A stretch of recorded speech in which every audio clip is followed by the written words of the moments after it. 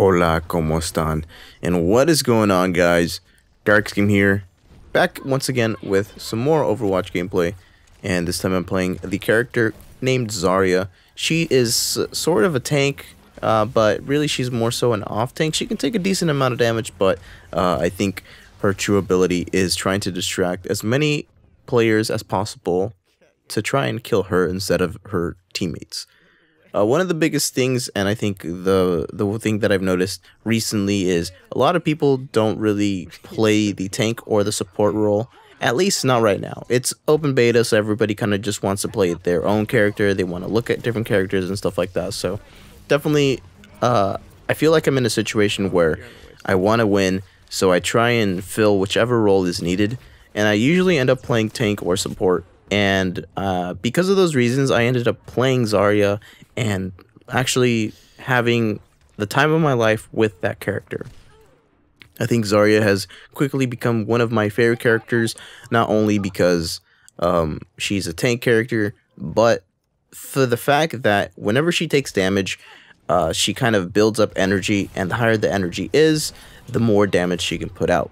So the more damage she's taking, the more damage she does, and it's honestly a ton of fun. I like getting into people's faces, getting to a decent amount of health, and kind of just wrecking them like right in their faces. So it's a ton of fun playing Zarya. I think one other character that I would have to say is good would probably say any of the tanks. Any of the tanks are actually really fun in this game.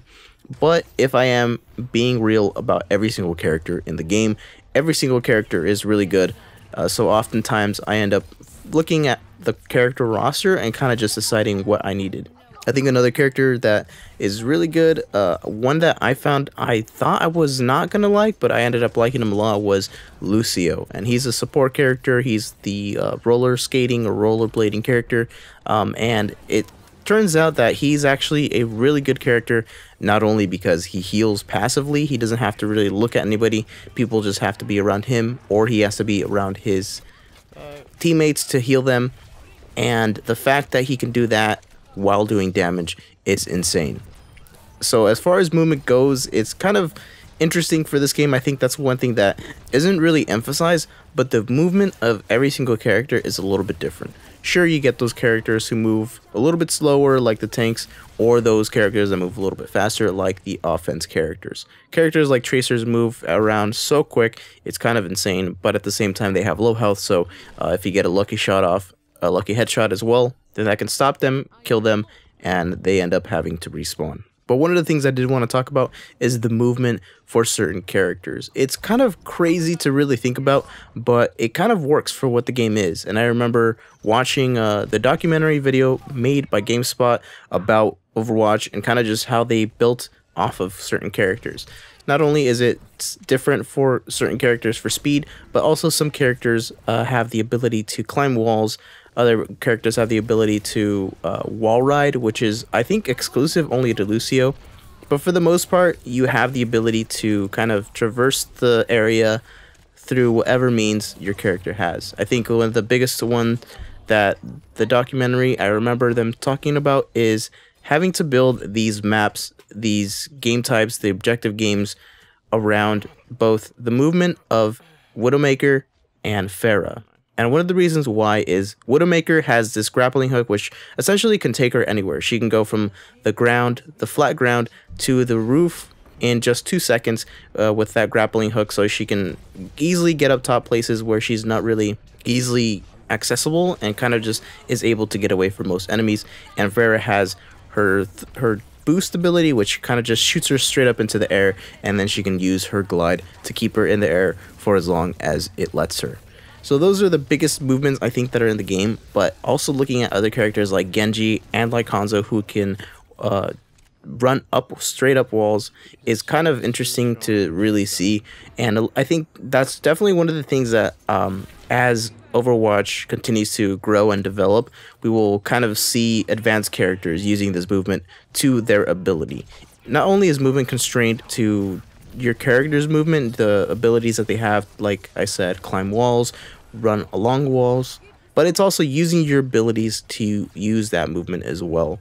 I believe Winston has one of the really good abilities. He can pretty much jump forward every few seconds, and like I said, every few seconds, being able to jump forward at a pretty far distance is huge. And when he ults, he can use it, I believe it's every few seconds, so that is even better. So I think movement in this game is huge. If your movement is a little bit slower than others, you're not at a disadvantage. It's more so who can make the situation that they're in a better situation. And you can definitely do that with movement. Lucio can do that 100%.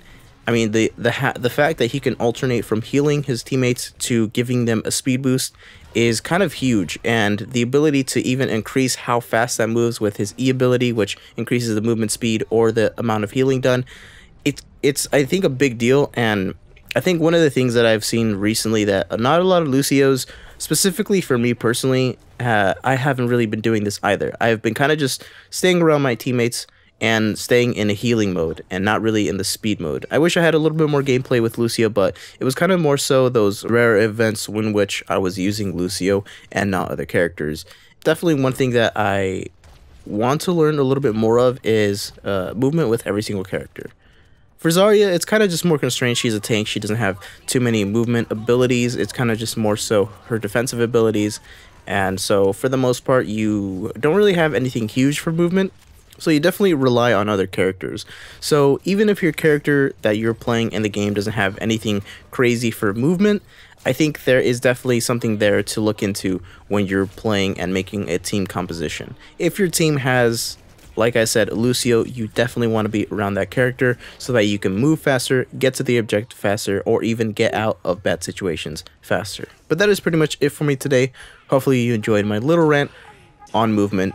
Kind of just talking a little bit here and there on certain characters that specifically I've been playing a lot recently. Definitely need to get a little bit more practice with a ton of characters on their movements and all their abilities as well. Don't worry, if you are itching to get into the open beta for Overwatch, it is happening tomorrow, so you won't have to wait too long to play that, and hopefully you guys enjoy it when you jump on. So let me know, are you guys excited to get into the open beta? Also, what's the first character that you believe you're going to try out? Definitely let me know, and as always, I'd like to thank you all so much for watching, and I will see you next time.